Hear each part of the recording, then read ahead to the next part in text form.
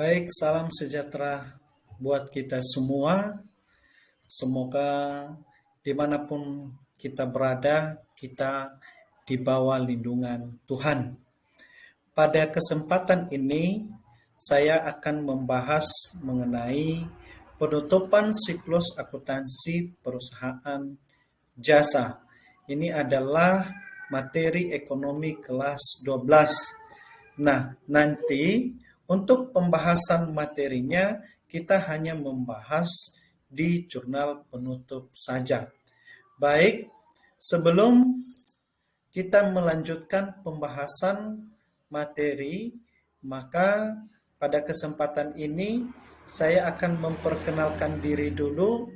Ada di istilah mengatakan bahwa tak kenal maka tak sayang. Jadi mudah-mudahan setelah dikenal, maka pembelajaran di video ini kita juga bisa ingat sampai selama-lamanya. Baik, perkenalkan, nama saya Sibuloni Bago, sekolah tempat mengajar SMA Negeri 1 Hibala, Kabupaten Nia Selatan, Provinsi Sumatera Utara. Sekarang kita masuk ke tujuan pembelajaran. Adapun tujuan pembelajaran di video ini adalah kita diharapkan ya mampu menganalisis jurnal penutup secara tepat. Kemudian mampu menganalisis akun yang dicatat dalam jurnal penutup dengan teliti.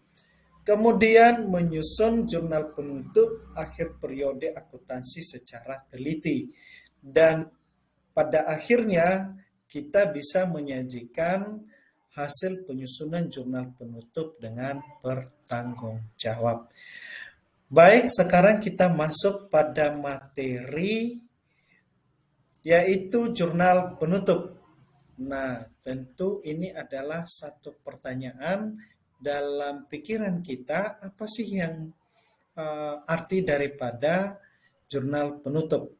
Nah, jurnal penutup adalah bagian dari laporan keuangan yang disusun pada akhir periode pembukuan untuk menolkan akun pendapatan, beban, ikhtisar laba rugi, dan prive.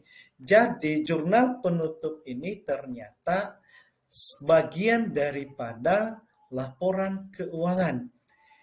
Nah, ini disusun pada akhir periode akuntansi atau akhir periode pembukuan. Nah, tujuannya apa? Tujuannya adalah untuk menolkan akun pendapatan, beban, ikhtisar laba rugi, dan prive.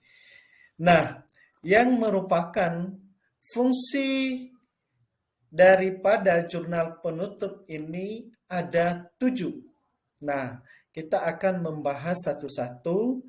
Pertama, menutup saldo akun sementara dengan cara menjadikan saldo akun tersebut nol.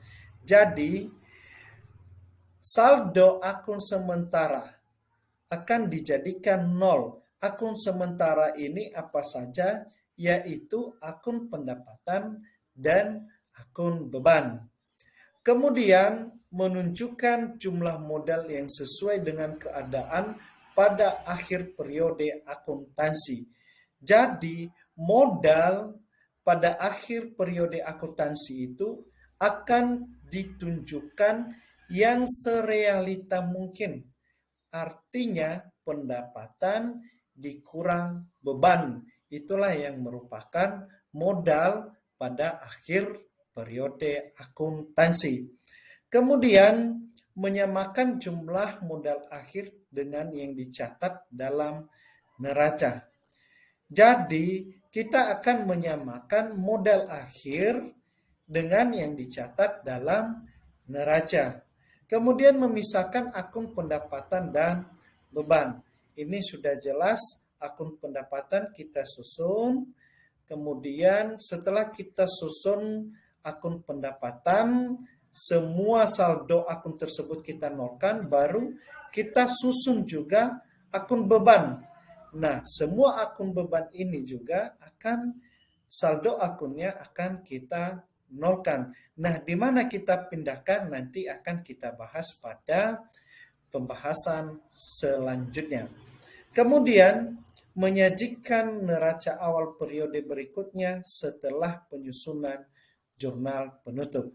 Jadi, setelah dilakukan penyusunan jurnal penutup ini, maka kita akan menyusun neraca awal periode berikutnya. Kemudian, mempermudah pemeriksaan dengan melakukan pemisahan transaksi yang terjadi pada periode akuntansi sekarang dengan transaksi periode akuntansi sebelumnya. Jadi, ketika ada pemeriksaan, maka lebih mudah diteliti. Kenapa? Karena transaksi yang terjadi pada waktu sekarang atau pada saat ini dipisahkan dengan transaksi-transaksi yang terjadi pada periode akuntansi sebelumnya. Kemudian memudahkan penyusunan akun real. Nah, penyusunan akun real. Akun real ini ada 3, yaitu harta, kewajiban, dan ekuitas atau modal setelah dilakukan penutupan buku atau jurnal penutup. Jadi itulah yang merupakan fungsi daripada jurnal penutup. Baik, setelah kita mengetahui apa itu jurnal penutup, kemudian apa yang menjadi fungsinya, maka kita harus ketahui apa saja akun yang akan dicatat di jurnal penutup. Nah, di sini telah disajikan bahwa akun yang dicatat di jurnal penutup itu ada 4 akun. Pertama, pendapatan, kemudian beban, kemudian ikhtisar laba rugi, dan prive. Nah, setelah kita sudah mengetahui akun apa saja yang akan dicatat di jurnal penutup, maka kita juga harus perlu mengetahui cara penyusunan jurnal penutup. Nah, jurnal penutup ini disusun pertama di pendapatan. Nah, kita akan membahas penyusunan jurnal penutup di pendapatan. Nah, menutup akun pendapatan dengan memindahkan setiap akun pendapatan ke akun ikhtisar laba rugi. Jadi, setiap saldo di akun pendapatan akan kita pindahkan ke akun ikhtisar laba rugi. Caranya yaitu pendapatan berada di posisi debit dan ikhtisar laba rugi berada di posisi kredit. Kemudian beban. Nah, beban menutup semua akun beban dengan memindahkan saldo setiap akun beban ke akun ikhtisar laba rugi. Nah, demikian juga akun beban ini, semua saldo akun beban akan kita pindahkan ke akun ikhtisar laba rugi. Caranya bagaimana? Pertama, ikhtisar laba rugi ditulis di sisi debit dan beban-beban yang terjadi disusun di posisi atau di sisi kredit. Nah, apa saja beban tersebut? Yaitu mungkin ada beban gaji, ada beban listrik, dan ada beban sewa, beban telepon, dan segala macam beban yang sudah dikeluarkan oleh perusahaan jasa. Kemudian setelah beban, kita masuk ke ikhtisar laba rugi. Nah, menutup akun ikhtisar laba rugi dengan memindahkan saldo akun ikhtisar laba rugi ke akun modal.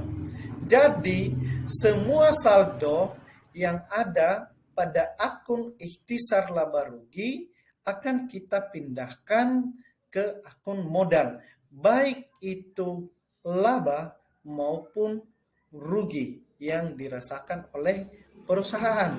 Pertama, caranya seperti apa?